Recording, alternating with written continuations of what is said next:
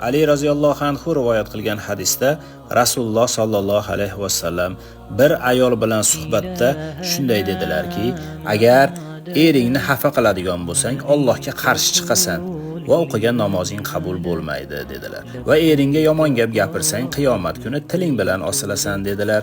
Va yana aytdilarki, seni mol-mulking eringga yordam bermasa, oxirat kuni yuzing qaro bo'ladi dedilar. Agar eringni mol-mulkidan o'g'irlab kimlargadir ulashsang va yana kechirim so'ramasang, unda Alloh seni sadaqangni ham, zakotingni ham qabul qilmaydi dedilar. Qaysidir ayol erini so'ksa yoki eriga nisbatan qarshi gap gapirsa, unday ayollar do'zaxda tilidan osilurlar.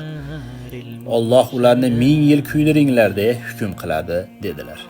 Bu gaplarning qarshisiga Rasululloh sallallohu alayhi vasallam yana dedilarki, agar ering Alloh sendan rozi bo'lsin desa 60 yil sajda qilganlik savobini olasan dedilar. Agar eringga bir qultum suv bersang 1 yil roza tutgan kishini savobidan afzalroq olasan dedilar. G'usl qilmoqlikka chog'lansang 1000 ta qurbonlik qilganchalik savobni topasan dedilar. Erining mol-mulkini saqlagan, qarindoshlariga yaxshi munosabatda bo'lgan, 5 vaqt namozni to'ks ado etgan va Ramazon ro'zasini tutgan 1000 marta Ka'bani tavof qilgandan ulug'roq savob oladi dedilar. Alloh adolatli zot. Ayollarimizga ozgina qilgan amaliga buyuk ne'matlar